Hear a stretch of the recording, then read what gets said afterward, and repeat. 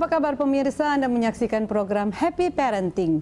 Sebagaimana kita ketahui, menjadi orang tua tidak mudah. Menjadi orang tua merupakan the hardest job you will ever love.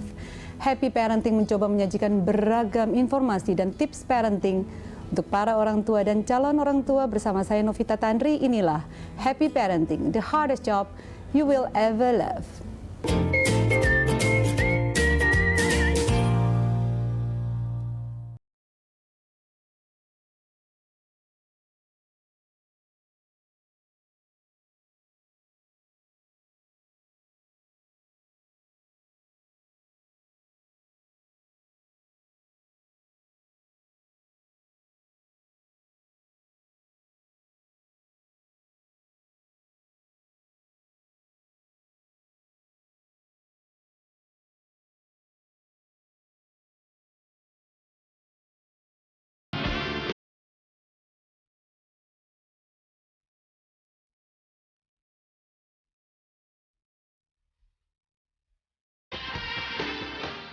Pria kelahiran Zurich, Swiss, 18 Oktober tahun 69 ini sempat memulai perjalanan karirnya sebagai seorang profesional. Persoalan marketing dan branding sudah akrab digelutinya saat bergabung dengan beberapa perusahaan besar. Ayah 3 anak ini pun bergabung dengan perusahaan yang dikelola sang ayah, Biantoro Wanandi, dan kini menjadi CEO sekaligus founder dari Gold's Gym Indonesia. Bersama kita sapa beliau, teman saya juga, Francis Wanandi. Hai Novita, baik-baik, apa kabar? Panggilan akrabnya sih Encis. Udah lama sih ya kita kenal. Lama banget orang nggak panggil Encis itu ya. Francis, udah jarang, kita hari ini resmi panggilnya Francis Wanandi. Panggil nama aja ya, nggak usah pakai Pak ya. Iya, iya. Francis, 3 orang anak, dikandungkan 3 orang anak. Putra semua lagi? Semuanya putra. Ibunya cantik sendiri. Rosia Anwar paling cantik sendiri paling cantik di rumah. Ada Brian Christopher Wanandi, ada Dominic Christopher Wanandi, lalu ada Reinhard Christopher Wanandi. Semua di nama tengahnya dengan Christopher, ya, bukan Francis ya? Bukan nama saya malah. Dia percaya Kristusnya. Oh, biar Christopher tuh datang dari Christ. Ya. Baik, apa kabar dengan keluarga? Baik-baik semua, terima kasih. Sehat-sehat semua. Semua. Semuanya diajak olahraga ke Gold's Gym. Beberapa udah mulai diperkenalkan ya dengan Gold's Gym. Lalu ada istri ikut juga. Tapi istri latihannya cukup rutin. Cukup rutin, ya. Pagi biasanya? Pagi-pagi. Setelah anak-anak sekolah? Ya, antar sekolah bisa dia nge-gym. Lalu dia nge-gym, ayahnya di kantor. Ayahnya di kantor. Sibuk ngurusin bagaimana supaya Gold's Gym berkembang semakin banyak di seluruh pelosok kota. Iya, gitu. Kadang-kadang kita lupa diri sendiri malah. Oh, lupa ya? Ngaku. Tapi ya masih disempatin lah. Tadi kita baca sekilas, Francis Wanandi mulai pada saat balik ke Indonesia, itu tidak langsung kerja di perusahaan ayahnya, Biantoro. Enggak. Tapi kerja dengan 2 perusahaan yang cukup besar saat itu. Iya, lumayan. Kita sebutkan nggak apa-apa ya, dengan boleh, dan dengan juga Nestle Indonesia Walt Disney sama Walt Disney Indonesia. Ya. Tapi terus Walt Disney tutup. Iya, karena kebetulan pas peristiwa 98, krisis ekonomi dan politik yang kurang mendukung, sehingga mereka ada ketakutan. Jadi mereka tutup representasi office-nya di Indonesia, pindah ke Singapura sebagai headquarters. Kebetulan saya juga diminta pindah, cuman pindah ke luar negeri tapi nggak mau. Ya nggak mau 2 hal. Satu, ini negara lagi berjuang-berjuangnya, kenapa kita tinggal gitu. Jadi nasionalismenya luar biasa kita stay di Indonesia. Di Indonesia, dan ya kebetulan ayah saya juga membutuhkan suatu tenaga tambahan, ya saya bantu beliau. Kenapa nggak langsung bantu ayah? Kenapa harus kerja dengan? Ya kan kita mau tunjukkan ya ego anak muda ya kan, kita bisa tanpa KKN gitu kan. Jadi kita tunjukkan karir path kita tuh bisa diperoleh, di recognize juga lah secara profesional. Sulit kerja dengan orang lain yang biasa. Nggak juga sih, karena kita anaknya bos. Ya ada omongan-omongan kadang-kadang, ini anaknya bos. Tapi enggak lah.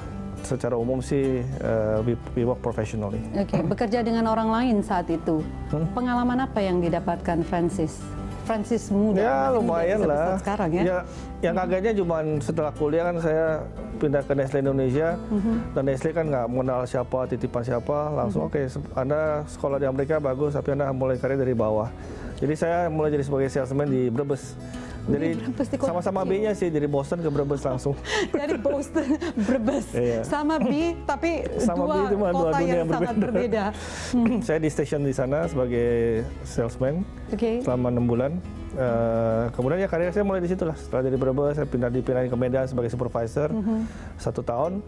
Setelah itu mereka panggil saya untuk pegang pemasaran, marketing untuk produk-produk Nestle. Yang terakhir saya sebagai junior product manager untuk produk Denko. Cukup lama dong ya pada saat Hampir 5 itu tahun. berada. Oh 5 tahun. 5 tahun. Betah juga di perusahaan orang sampai 5 tahun. Ya. Biasanya orang jadikan sebagai stepping stone. Ya, nah kebetulan perusahaan sebesar Nestle kan ya karena produknya banyak dan dinamikanya juga sangat tinggi ya. Kita Anda juga belajar banyak di sana? banyak belajar. Apa aja yang paling sampai sekarang masih terus dipegang, yang dipelajari di perusahaan besar seperti Nestle? Ya pasti ketekunan, kerja keras, ya kan.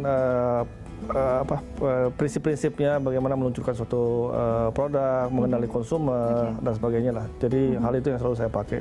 Oke, begitu berhenti setelah 5 tahun, lalu bergabung dengan Combiphar? Enggak, ada Walt Disney Company. Ada Walt Disney, oh berhenti dari Nestle ke... Sebenarnya ya nggak mau di head hunting lah.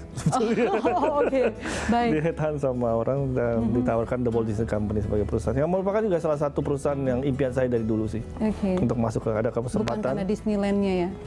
Enggak, karena ya dari kecil suka karakter segala macam, opportunity-nya ada, dikasih kesempatan ya why not.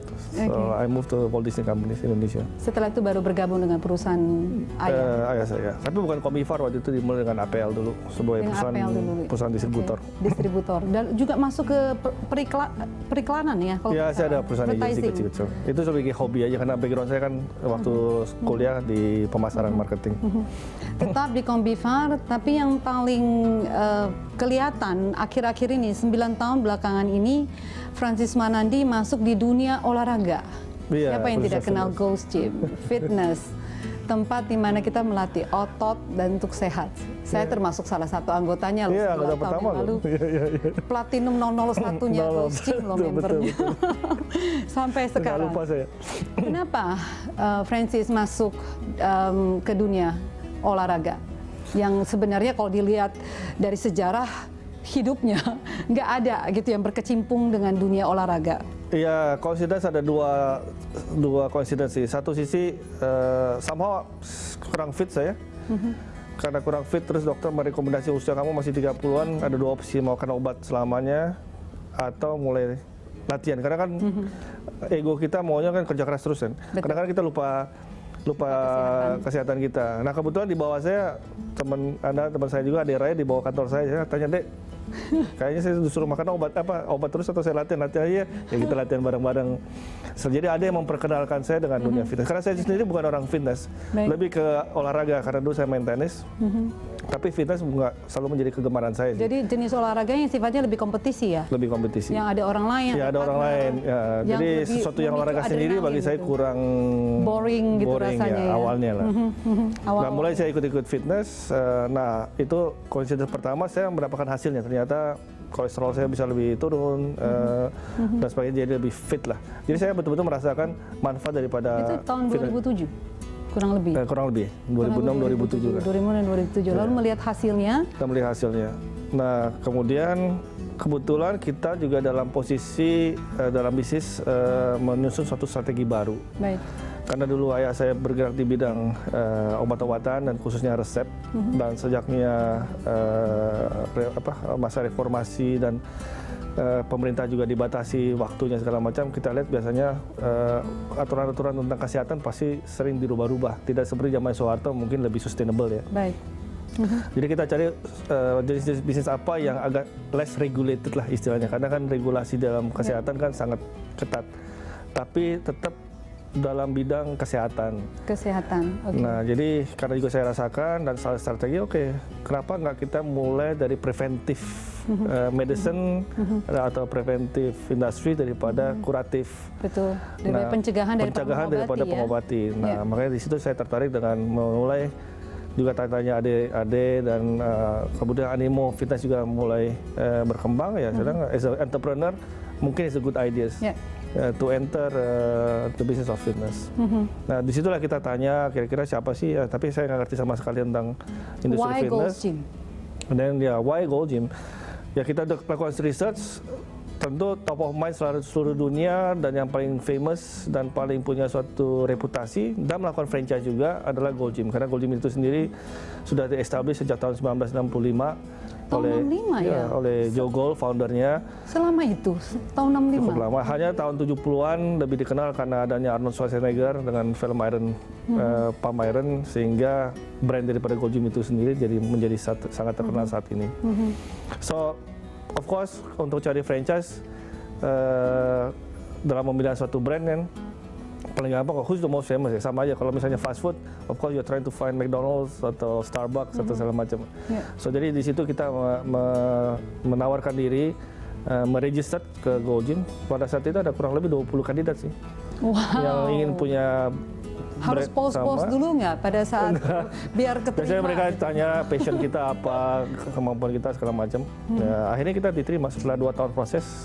Mereka allow kita menjadi franchise. Nanti kita masuk lagi ke sejarah Gold Gym, tapi sebelum kita masuk ke segmen kedua, saya ingin share dulu nih bahwa hari ini kita dapat voucher dari Gold Gym, bahwa kalau hari ini yang bisa menjawab pertanyaan dari Pak Francis Wanandi atau dari saya, dapat voucher hari ini yang nilainya 6 juta rupiah. 6 juta rupiah ya, untuk voucher membership dari Gold Gym yang bisa dipilih di cabang mana saja boleh. Dari 23 cabang di 7 kota. 1 tahun gratis, bayangin, 1 tahun gratis dengan nilai 6 juta rupiah. Nanti kalau mau pakai personal trainer harus bayar sendiri ya. Jadi yang bisa menjawab nanti pertanyaan dari Pak Francis Wanandi dari Gold Gym Indonesia nanti kan mendapatkan voucher ini nilainya 6 juta rupiah dengan nanti menjawab melalui Instagram dan Twitter official_HPNT, dan kita akan memilih 1 orang pemenang.